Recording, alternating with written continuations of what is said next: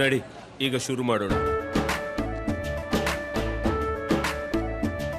ಕೇಸರಿಯಿಂದ ಮನೋಲ್ಲಾಸ ಮನಸ್ಸು ಮತ್ತೇರಿ ಕುಣಿದಾಡಿದೆ ನೋಡು, ಮನಸ್ಸು ಮತ್ತೇರಿ ಕುಣಿದಾಡಿದೆ ನೋಡು. ಕ್ಷಣ ಕ್ಷಣವೂ ಆಚರಿಸಿ ಕೇಸರಿ ಹಬ್ಬ. ವಿಮಲ್ ಬಾಯಲ್ಲಿ ಹೇಳಿ ಕೇಸರಿ. ನಮಸ್ಕಾರ, ನಿಮ್ಮಿನ ಸ್ಟುಡಿಯೋಗೆ ಸ್ವಾಗತ. ನಾನು ಶ್ರೀಪಾದ್ ಪಾಟೀಲ್. ಸುದ್ದಿಗಳನ್ನ ಗಮನಿಸ್ತಾ ಹೋಗೋಣ. ನಾಸಿಕ್ನಲ್ಲಿ ಐಟಿ ಇಲಾಖೆ ಅಧಿಕಾರಿಗಳು ಭರ್ಜರಿ ಬೇಟೆಯಾಡಿದ್ದಾರೆ. ಒಂದಲ್ಲ ಎರಡಲ್ಲ, ದಾಖಲೆ ಇಲ್ಲದ 26 ಕೋಟಿ ರೂಪಾಯಿಯನ್ನ ಐಟಿ ಅಧಿಕಾರಿಗಳು ವಶಕ್ಕೆ ಪಡೆದುಕೊಂಡಿದ್ದಾರೆ. ನಾಸಿಕ್ನಲ್ಲಿ ಐಟಿ ಅಧಿಕಾರಿಗಳ ಭರ್ಜರಿ ಬೇಟೆ. ದಾಖಲೆ ಇಲ್ಲದ 26 ಕೋಟಿ ರೂಪಾಯಿಯನ್ನ ವಶಕ್ಕೆ ಪಡೆದುಕೊಂಡಿದ್ದಾರೆ. 50 ಕೋಟಿ ರೂಪಾಯಿ, ಅದಕ್ಕಿಂತ ಹೆಚ್ಚು ದಾಖಲೆಗಳನ್ನು ವಶಕ್ಕೆ ಪಡೆದುಕೊಳ್ಳುವಂತಹ ಕೆಲಸ ಐಟಿ ಇಲಾಖೆ ಅಧಿಕಾರಿಗಳಿಂದ ಆಗಿದೆ. ಮಹಾರಾಷ್ಟ್ರದ ನಾಸಿಕ್ನಲ್ಲಿರುವಂತಹ ಚಿನ್ನದ ಅಂಗಡಿಯಲ್ಲಿ ದಾಖಲೆ ಇಲ್ಲದ 26 ಕೋಟಿ ರೂಪಾಯಿ ಸಿಗುತ್ತೆ. ಇದರ ಜೊತೆಗೆ 90 ಕೋಟಿ ರೂಪಾಯಿ ಮೌಲ್ಯದ ಚಿನ್ನಾಭರಣ ಮತ್ತು ದಾಖಲೆಗಳು.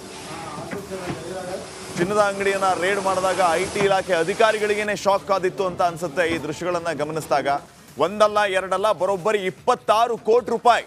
ಇದಕ್ಕೆ ಯಾವುದೇ ರೀತಿಯ ದಾಖಲೆಯೇ ಇಲ್ಲ. ಹಾಗಿದ್ರೆ ಈ 26 ಕೋಟಿ ರೂಪಾಯಿ ಚಿನ್ನದ ಅಂಗಡಿ ಇಲ್ಲಿ ಎಲ್ಲಿಂದ ಬಂತು? ಇದರ ಜೊತೆಗೆ 90 ಕೋಟಿ ರೂಪಾಯಿ ಮೌಲ್ಯದ ದಾಖಲೆಗಳನ್ನು ಕೂಡ ಐಟಿ ಇಲಾಖೆ ಅಧಿಕಾರಿಗಳು ವಶಕ್ಕೆ ಪಡೆದುಕೊಂಡಿದ್ದಾರೆ.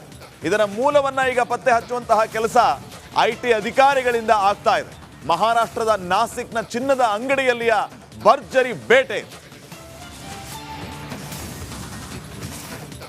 ಈ ಬಗ್ಗೆ ಮತ್ತಷ್ಟು ಮಾಹಿತಿಯನ್ನು ನೀಡ್ತಾರೆ ನಮ್ಮ ಪ್ರತಿನಿಧಿ ನಟೇಶ್. ಈಗ ಫೋನ್ ಸಂಪರ್ಕದಲ್ಲಿ. ನಟೇಶ್, ಈ ಐಟಿ ಅಧಿಕಾರಿಗಳ ದಾಳಿಯ ವಿಚಾರಕ್ಕೆ ಸಂಬಂಧಪಟ್ಟಂಗೆ ಏನೆಲ್ಲ ಅಪ್ಡೇಟ್ ಸಿಗ್ತಾ ಇದೆ ಈಗ? ಶ್ರೀಪಾದ್, ಇಂದು ನಾಸಿಕ್ನಲ್ಲಿ ಐಟಿ ಅಧಿಕಾರಿಗಳು ಭರ್ಜರಿ ಬೇಟೆಯನ್ನ ಆಡಿರ್ತಕ್ಕಂಥದ್ದು. ಇದು ಬಹಳ ಪ್ರಮುಖವಾಗಿ 26 ಕೋಟಿ ಹಣವನ್ನ ವಶಕ್ಕೆ ಪಡೆದಿರುವಂತದ್ದು. ಹಾಗೇನೆ 90 ಕೋಟಿ ಮೌಲ್ಯದ ದಾಖಲೆಗಳು, ಅಂದ್ರೆ ಚಿನ್ನಾಭರಣ ಇರ್ಬೋದು ಅಥವಾ ಆಸ್ತಿ ಪತ್ರಗಳಿರ್ಬೋದು, ಈ ರೀತಿಯಾದ ದಾಖಲೆಗಳನ್ನ ಕೂಡ ವಶಪಡಿಸಿಕೊಂಡಿರ್ತಕ್ಕಂಥದ್ದು. ಇನ್ನು ನಾಸಿಕ್ನಲ್ಲಿ ಚುನಾವಣಾ ಸಂದರ್ಭದಲ್ಲಿ ಬಹಳಷ್ಟು ರೈಡ್ ಗಳನ್ನ ಮಾಡಿದ್ರು. ಆದ್ರೆ ಇದು 26 ಕೋಟಿಯಲ್ಲಿ ಇದು ಅತಿ ದೊಡ್ಡ ರೈಡ್ ಅಂತ ಹೇಳಲಾಗ್ತಿದೆ. ಇನ್ನು ಚಿನ್ನಾಭರಣದ ಅಂಗಡಿಯಲ್ಲಿ ದಾಳಿ ಮಾಡಿರ್ತಕ್ಕಂಥದ್ದು. ಹಾಗೇನೆ ಕಳೆದ 1 ತಿಂಗಳಿಂದ ಇದು ಅತಿ ದೊಡ್ಡ ದಾಳಿ ಅಂತ ಹೇಳಲಾಗ್ತಾ ಇದೆ.